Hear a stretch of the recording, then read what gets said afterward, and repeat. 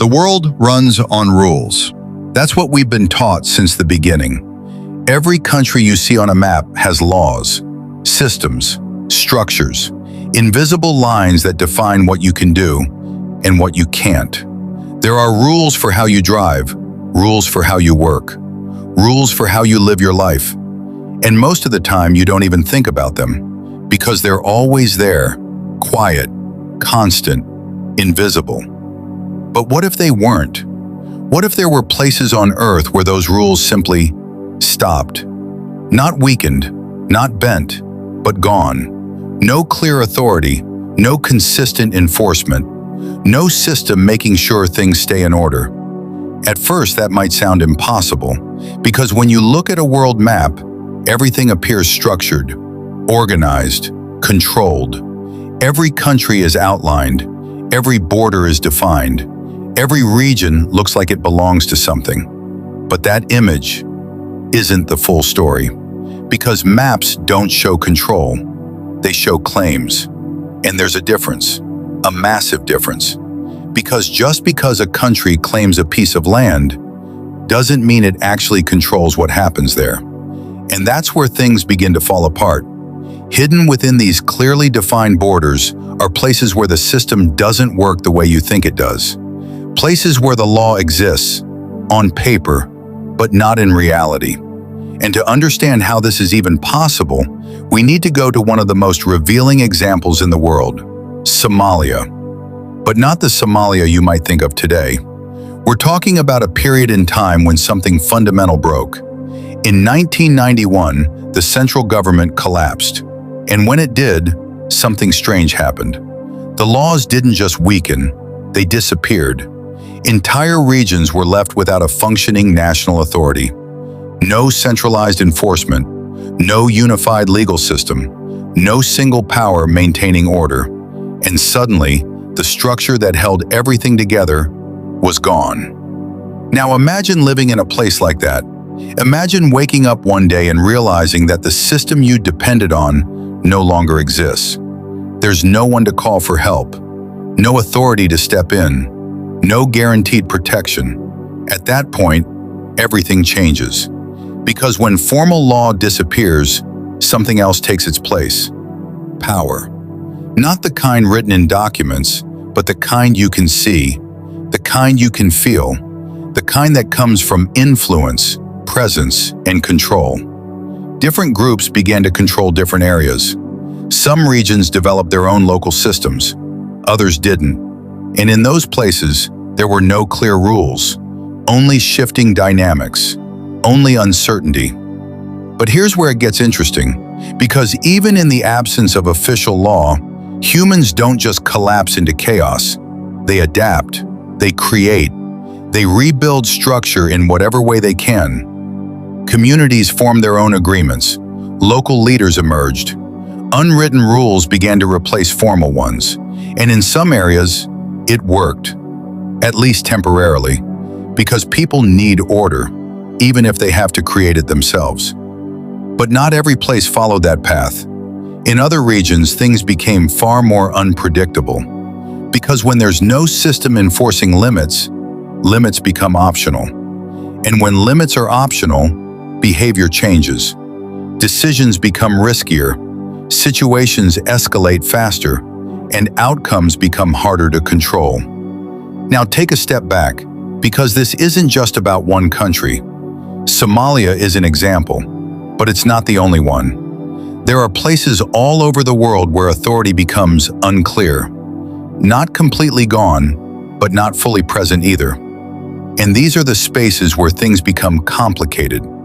Let's shift away from land for a moment, far away from borders, far away from cities, out into the open ocean. Because if you travel far enough from any coastline, you'll reach something called international waters. At first, it sounds simple, water that doesn't belong to any country. But think about what that actually means. No single government controls it. No one nation is fully responsible for what happens there. There are international agreements, yes, but enforcement? That's where things become complicated, because enforcement requires presence. and presence in the middle of vast oceans is limited, which means there are areas where oversight is minimal, where activity happens far from the reach of direct control. And that creates a gap between what is supposed to happen and what actually happens. Now imagine being in a place like that. No immediate authority, no direct oversight, no one watching closely. What happens then? That's where things become unpredictable, because the absence of strong enforcement doesn't automatically create chaos, but it does create opportunity. Opportunity for things to happen that might not happen elsewhere. And this is where the idea of lawless places starts to shift. Because it's not always about the complete absence of law. Sometimes it's about the absence of control. And those two things, while different in theory, can feel exactly the same in reality. Now let's bring it back to land, because there are places much closer to civilization where similar dynamics exist. Remote border regions, areas where two countries meet, but neither fully enforces control. Spaces that fall between jurisdictions, where authority overlaps or disappears entirely. In these zones, things don't always function clearly. Who's in charge? Who enforces the rules? Who steps in when something goes wrong? Sometimes the answer is unclear. And when responsibility is unclear, action becomes inconsistent. And when action becomes inconsistent, systems begin to break down. Now think about that for a moment. A place where the law technically exists, but isn't consistently enforced. Is that truly governed? Or is it something else entirely? Because for the people living there, the experience isn't theoretical. It's real.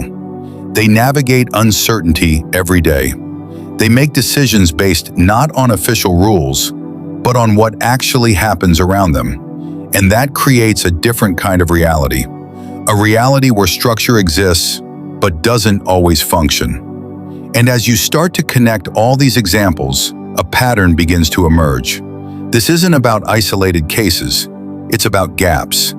Gaps in systems, gaps in enforcement, gaps in control. Places where the structure we assume is always present isn't. And those gaps can exist anywhere, in remote regions, in oceans, even within countries themselves. Now here's the question that changes everything.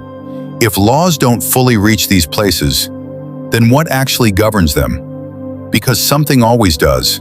And whatever that something is, it's not always visible, it's not always predictable, and it's not always stable. Which means the real mystery isn't just about the absence of law, it's about what replaces it. Because whatever fills that space defines everything that happens next. And that's where things start to get even more complicated. Imagine a place where no one is watching, no system tracking behavior, no authority stepping in, no structure enforcing limits. At first, it might sound like freedom, the ability to do anything, to move without restriction, to exist without boundaries. But that idea is misleading, because when laws disappear, freedom doesn't expand equally, it shifts. And it shifts toward whoever can take control. Because laws aren't just restrictions, they're also protections. They create balance. They limit how much power any one individual or group can have. And when that structure is removed, balance disappears and something else takes its place: power. But not the kind written in books, the kind that exists in reality, the kind that can be seen in behavior, influence, and control. In places without strong legal systems, authority doesn't vanish. It redistributes. Sometimes to communities, sometimes to individuals, sometimes to groups.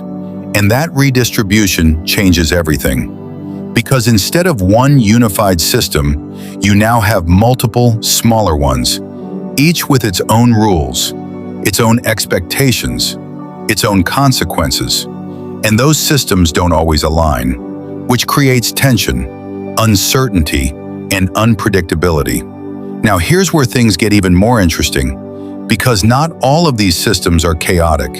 In fact, some are surprisingly structured, Communities develop their own rules, agreements that everyone understands, systems that maintain order without formal enforcement, and in some cases, they work. People cooperate, conflicts are resolved locally, order is maintained through shared understanding. But these systems are fragile because they depend on trust, and trust is not guaranteed. The moment that trust breaks, the system weakens. And when the system weakens, instability grows. Now imagine that happening on a larger scale. Multiple groups, multiple systems, each operating independently, each enforcing its own version of order. That's when things become complex, because now it's not just about the absence of law, it's about competing forms of control.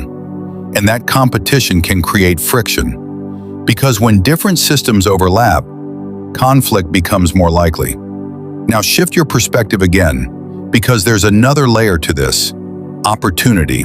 In places where oversight is limited, certain activities become easier, not because they're allowed, but because they're harder to control. And that changes behavior. Because when enforcement is weak, risk becomes a calculation. Instead of asking, "Is this allowed?" the question becomes, "Will anyone stop me?" And that shift in thinking changes everything, because it alters how decisions are made, how actions are taken, how systems evolve. Now think about how that affects the broader world, because these places don't exist in isolation.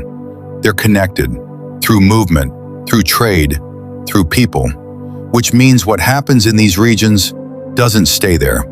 It can influence other systems, other places, other outcomes. And that's why understanding these lawless spaces matters, because they're not separate from the world. They're part of it. Now let's bring it back to the human side, because behind all of this are real people. People who live in these environments every day. People who don't see this as a mystery, but as normal life. They wake up, they work, they build relationships, they create routines, even in the absence of strong systems. Because humans adapt. They always do. They find ways to create stability, even when stability isn't guaranteed. And that might be the most important part of this entire story. Not the absence of law, but the presence of resilience, the ability to function, even when the structures around you are uncertain. But here's the part most people don't think about. These places are not fixed. They change. They evolve. Some become more stable over time, developing stronger systems, more consistent enforcement. Others remain unpredictable, existing in a constant state of uncertainty, and new ones can emerge. Because as long as there are gaps in control, there will always be spaces where the rules don't fully apply. Somewhere in the world right now, there's a place where authority is weakening, where systems are becoming less effective, where the line between order and chaos is starting to blur. And over time, that place might become another example. Another region people point to and say, that's where the law doesn't fully reach. And that leads to one final realization. The world isn't as structured as it appears.